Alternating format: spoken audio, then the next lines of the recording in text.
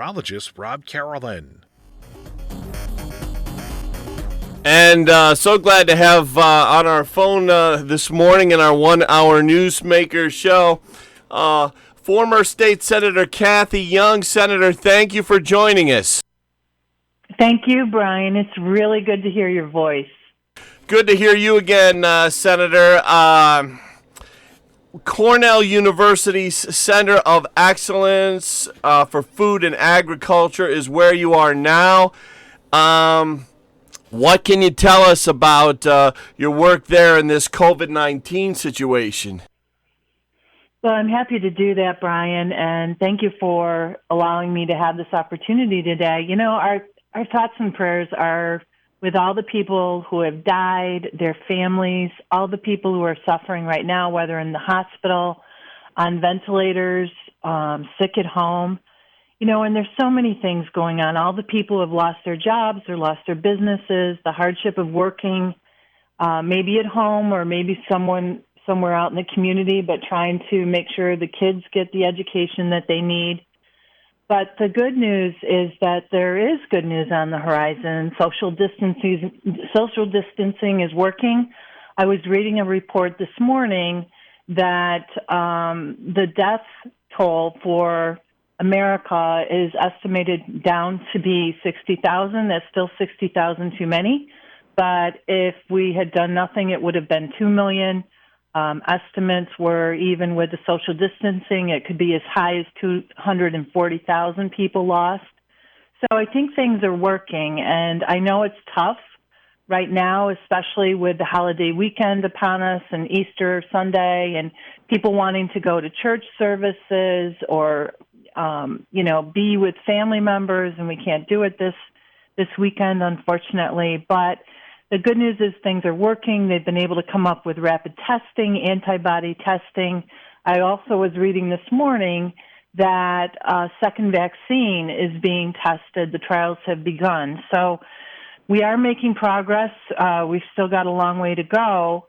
But I just want to say thank you to all the people on the front lines. I mean, our medical personnel, our heroes, our first responders, our heroes, and they've been putting themselves in danger every single day, and we can't thank them enough for what they always do, but even more so now. And, you know, there's all these unsung heroes in everyday life, people in food factories, for example, that still are going to work because those are essential businesses, people on the front lines at grocery stores or truck drivers or warehouse workers or mail deliverers. They're all still working very hard and putting themselves in jeopardy too. And, we wish them nothing but being safe and healthy. The Tribune here locally, the Hornell Evening Tribune, had a story, I think about a week ago, about what's going on with dairy farmers with milk. Was wondering if you could help bring us up to speed on that. Yeah, this is really a big cause of concern. And as you know, I grew up on a dairy farm in Livingston County, and I know how tough that life is to begin with. And dairy farmers already had been suffering. You know, low milk prices have been a real hardship. And now with COVID-19 on top of it, there are major disruptions in the supply chain, and demand is down by at least 10%. What happened was consumers started panic buying, right? They were concerned about social distancing, being in their homes, maybe not enough food to go around. So they went out and they bought a lot of non-perishable items. So, maybe juices on the shelves that, have calcium added, things like that. And so the demand for milk went down. On top of it, institutions aren't working right now. So school systems and other places where they have food service are not serving milk because they're not operating. So that caused a decline in milk usage and cheese usage and other milk products, dairy products. And so there also are disruptions in the supply chain. And on top of it, our exports are way down in dairy. So when you put all that together, it's created this perfect storm. And a few days ago, I got a call from Empire State Development, who was very concerned. They and Ag and Markets were starting to hear about co-ops dumping milk. And, those are words you never want to hear. But unfortunately, there was an oversupply. Estimates are that there's an oversupply right now of at least 10%. And so it's caused people to have to dump their milk. And so there are several groups working together to try to come up with solutions.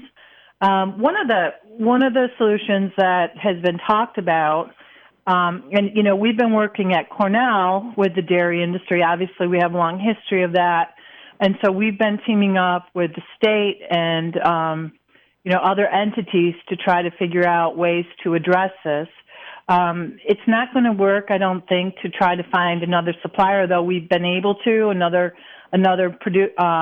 production company that can take some of the milk. We were able to do that, but that's going to be really tough to do across the board. So there are ideas floating out there right now about, for example, it sounds counterintuitive, but paying producers $3 per hundredweight for 90% of their production.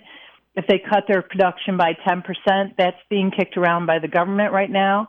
There are other measures that I think can be taken, but we can't lose our food supply, right? So we've got to do what we can to protect it and help people stay afloat who are dairy farmers for when COVID-19 is over. Senator, is Albany doing anything, or is Washington doing anything to help out the dairy farmers?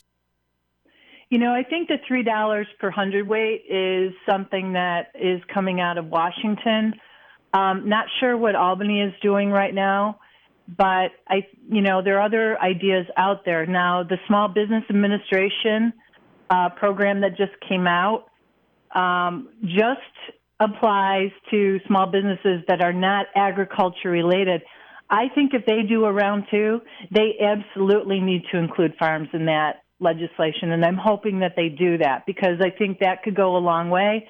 These are loans, but they're forgivable loans if you can maintain your level of employment. And so I'm really, really hopeful that Washington takes this up, understands the disruptions to our agriculture industry because it's in dairy right now, but it's going to spread as we get further and further into the growing season.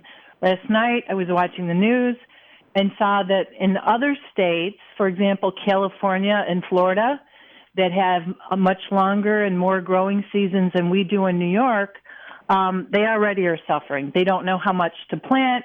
They're harvesting their crops, and they don't have outlets for them. And so it's really hard in New York right now to plan for the growing season because you don't know what that looks like. You don't know how much to plant, for example. You don't know how much you're going to need and whether you can sell it at the end. And the other issue has to do with labor. So, for example, a lot of growers use H-2A workers. Those are workers that come from places like Mexico and Haiti, and it's all under the government. The government has a program federally where they're allowed to come, and of course there are issues with that, and the federal government's trying to figure that out right now. But we could have a shortage of workers to get the crops in. So this is not easy. This is this whole COVID-19 is hurting agriculture in a variety of ways. And I think it's incumbent on the federal government to step in and take some really strong actions to help our farmers. Because, as I said, we're going to need our farmers now, but we need them in the future. And if people go out of business, then that will cause major issues within our food supply. You mentioned, and we're talking with Cathy Young, the longtime state senator and assemblywoman before that farmers are having quite the issue there with planning for the spring crops, getting them planted. Back to that issue, Senator Young, your office must be in touch with a lot of people in agriculture on that issue. Would there be any funding to the farmers in that situation, or what goes on there? Well, that's where the federal government needs to step in. Now, we're giving a lot of advice to companies right now through the Center of Excellence, through Cornell in general, not only on the agriculture side, but also on the food production and beverage production side. So we have a very, very strong food science program, and they've been advising food companies. As you know, food is considered to be an essential service, food production. And so, there are new ways you have to deal with it. Social distancing at work, safety measures going above and beyond. And so our experts at Cornell are providing virtual training sessions, and they're, providing lots of information. There's a comprehensive website that people can Google regarding Cornell food science and COVID-19, where there are tons of resources available for people. But, this is hitting the food industry. And, you think about the number of breweries and wineries, for example, that we have in New York. The breweries have been hurt already. There are over 500 of them in New York State right now. But they've been hurt just because of the social distancing and shutting businesses down that aren't essential. So that's a problem. Wineries will be hurt as we get further and further into the year, unless things turn around, and we can get together now as again as a country and have those social interactions. And so we foresee a lot of things ahead, but we do have a lot of resources for food and beverage companies. And if you're involved in one of those, I would encourage you to Google Cornell Food Science, COVID-19, and the page should pop right up. The other thing is, at the Center of Excellence, we're helping a lot of companies. Now, believe it or not, there are some companies that are seeing opportunities because of COVID-19, depending on what they do. So, for example, we're working with a very well-established food delivery company, but they're growing right now because of people being at home and still wanting healthy, chef-prepared meals. And so that business is growing like gangbusters right now. We've been working with several companies, Brian, that are looking at developing hand sanitizer. And we've advised many. They've contacted us. You have to be very careful when you produce hand sanitizer. So, for example, there was a juice processor who called us out from Chautauqua County, wanted to get into this, and, we were encouraging him, but when he really thought it through, even though he had the tanks to be able to make the hand sanitizer, there are explosion concerns. So if he was making hand sanitizer, it's got to be 60, 70% alcohol, right? He has coolers that could kick on and spark an explosion. So you have to be very careful. You need to know what the regulations are, and we've been educating companies on that. And so we have had some companies that we've helped that have been able to forge ahead and start to make hand sanitizer. On top of it, we've been working with companies that, for example, one that wanted to donate N95 masks and ventilators to New York State. So we've been helping them work through getting in touch with the state government and following along that process. So we're still very busy at the Center of Excellence and trying to make a difference and helping companies and trying to help the situation. Have government regulations changed for farmers right now, Cathy Young? Obviously, they would for social distancing, but anything else? Have there been any other changes because of the COVID-19 situation? I think the USDA is working on some different projects in Washington, and so that's good. I think on the state level, Ag and Markets, is working every single day to try to help the farmers. But right now, with the regulatory process, the governor was given a lot of authority by the state legislature And so he's been moving unilaterally to address situations as they come up. I don't think that they've really turned their eyes on agriculture yet. But I think in the state they're going to have to do something, especially about dairy right now, and possibly some other things in the summer. There are some projections that the COVID-19 situation will start to subside a little bit, at least when the weather gets warmer. So we'll have to see what happens there. But in Washington, I think they're acutely aware of this. I know they are aware of this at Ag and Markets, and we work very closely with them. And they're going to have to figure out some kind of path forward to make sure that we preserve the agriculture industry in New York State. Have you been in contact at all, Senator Young, with Congressman Tom Reed or Senator Schumer or Senator Gillibrand on these sorts of issues, or anyone from the state legislature? Well, on the state level, we've been in close contact with Empire State Development. We've been in close contact through Cornell and with Agriculture and Markets.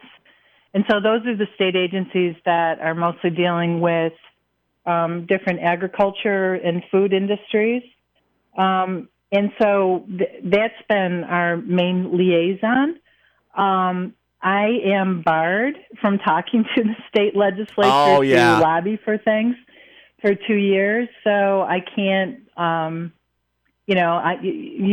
Following the ethics law has always been very important to me, so I can't really interface and ask for programs and things like that with the state legislature. However, I will say that I do speak with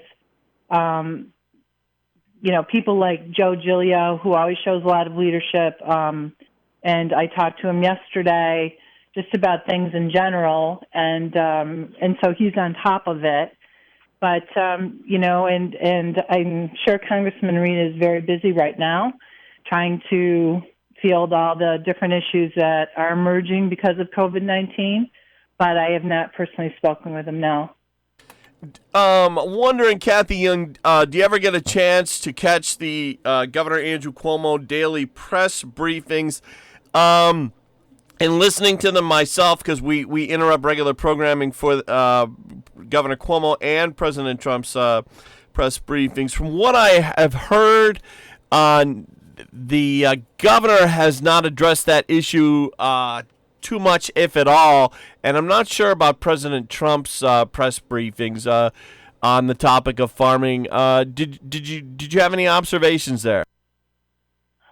I think both the president and the governor are addressing the immediate crisis, and so agriculture has not come up, and so they're concerned about N95 masks and ventilators and hospital space and trying to save people and having systems in place where people can go if they get sick, figuring out how to control the contagion, how to control the spread of the contagion. So they've been very focused on that, and rightfully so. I think, however, that their governmental agencies underneath them are very focused. So as I said, USDA, and that's the U.S.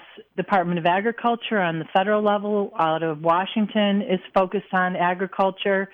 Sonny Perdue heads that up, and I know that, I receive communications from them, and so I know they're doing what they can to try to figure this out. It's a very complex situation, just because we've never gone through anything like this before. The closest thing that comes to it is the Spanish flu in 1917 and 1918. And so we haven't confronted this in our lifetimes. And so it's very difficult to try to navigate this. But I think, our leaders are really doing good work. They're doing the best they can. USDA is looking at this. I know Ag and Markets is looking at this on the state level, and not only looking at it, but trying to address it.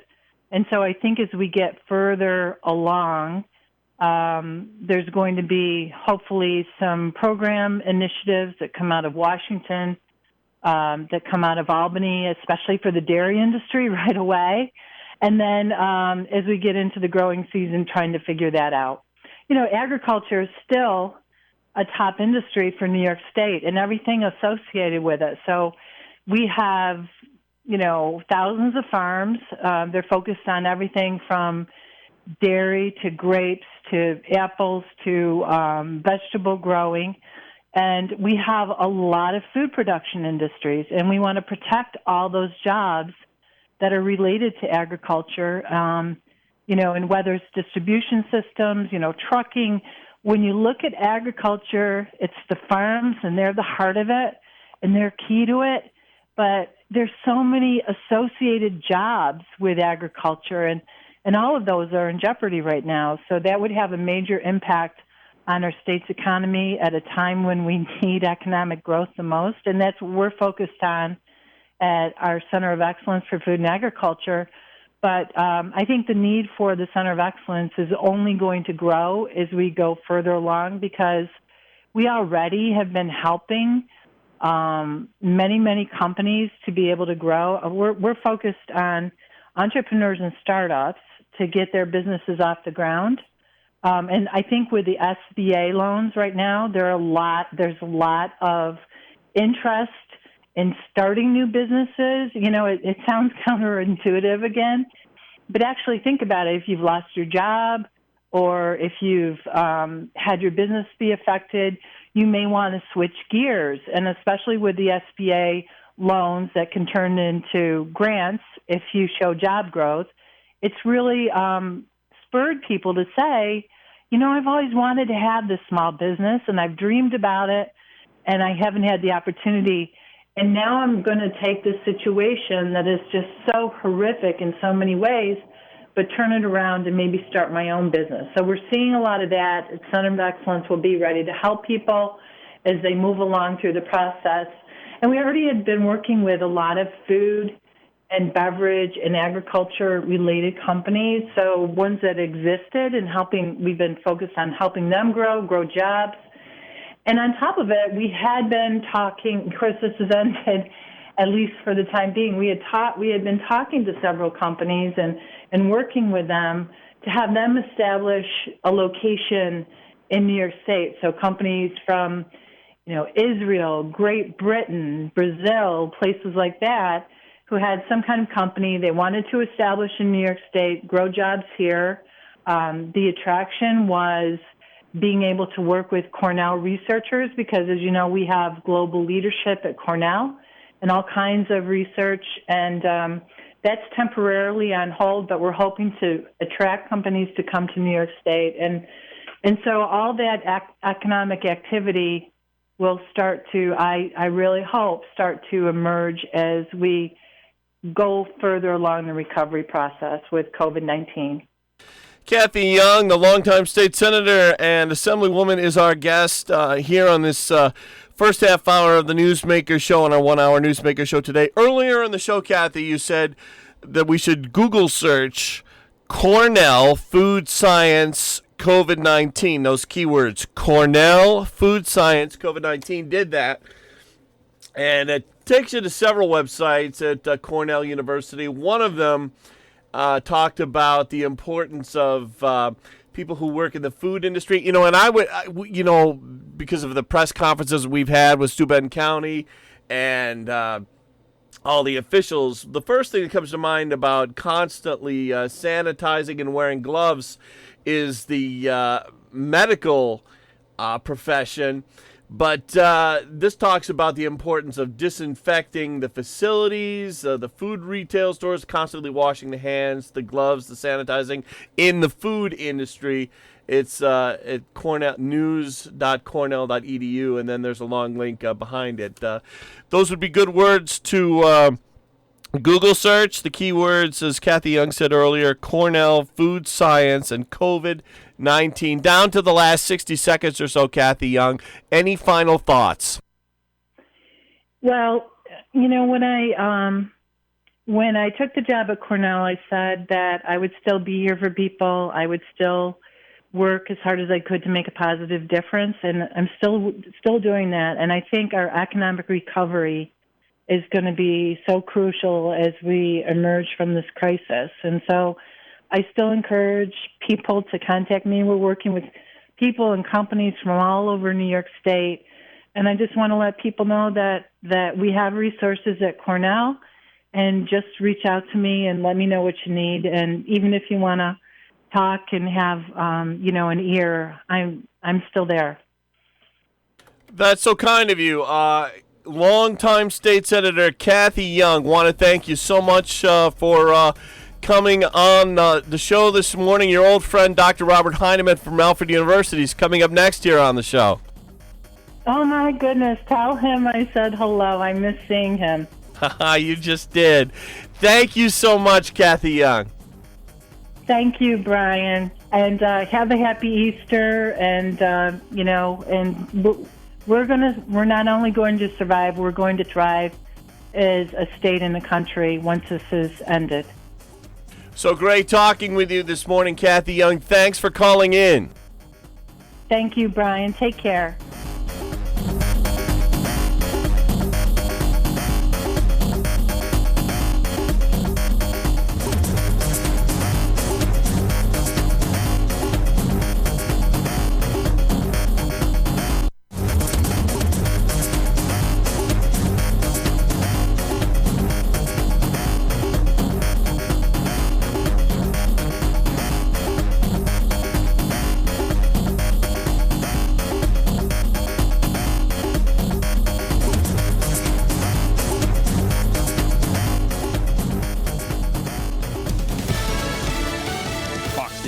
I'm Chris Foster. It's Good Friday.